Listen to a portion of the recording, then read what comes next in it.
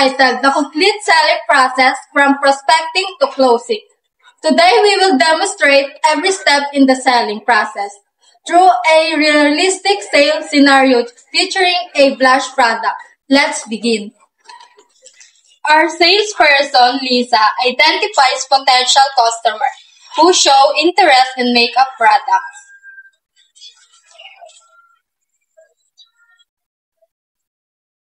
Let's go, girl! Here are some products. Yes! It's beautiful. I like this one. More of my preferences.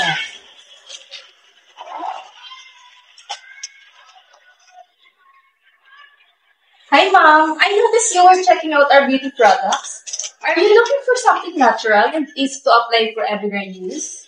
Actually, yes. I was looking for something to try my skin. Perfect. I can help you with that. May I ask what type of look you prefer? Is it natural, rosy, or something more noticeable? Just natural. Something for everyday use. Got it. How about your skin type? Dry, oily, or any combination? Only sometimes. Thank you. I have something that will work great for both of you. Let me introduce to you our product specialist, Miss Jean.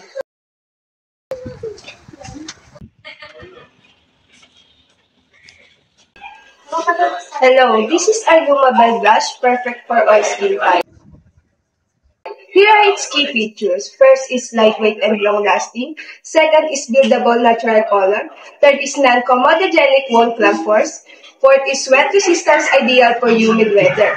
And lastly, affordable with high-quality finish. In the shade of 04 Branch, with a great for everyday natural looks.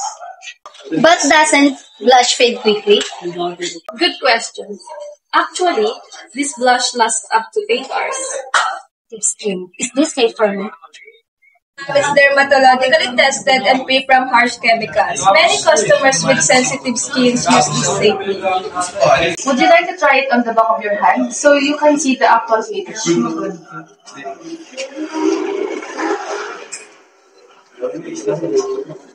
Oh, it does look natural. It's nice. Not patchy. I'm glad both of you like how the blush look on your skin. Before you decide, let me quickly review what you just experienced. This Tomaville blush gives a natural finish, lasts up to 8 hours. It's gentle even for sensitive skin, and stays smooth and non-patchy, just like how it looked when you tried it. It's perfect for everyday use and works well with your skin types. I'll take one. Same here. Great choice. I'll try this.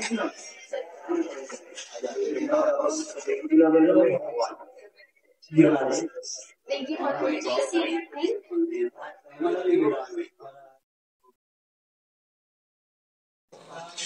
In this demonstration, the salesperson clearly followed its indications. She started by prospecting a few customers who showed interest in makeup.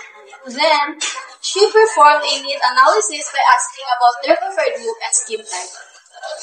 The product presentation was handled well, with the product specialist explaining the features and benefits of the blush. When the customer raised concern, both the salesperson and specialist responded professionally and addressed the objection with accurate information. A product trial was also provided, which helped the customers see the actual finish of the blush. To the close sale, the salesperson used a summary close, reminding the customers of the benefits they just experienced. This led them to decide to purchase the product. Overall, the selling strategies used were complete and effective from start to finish. That's all. Thank you. This concludes our video presentation on completing selling process from prospecting to closing. Thank you for watching.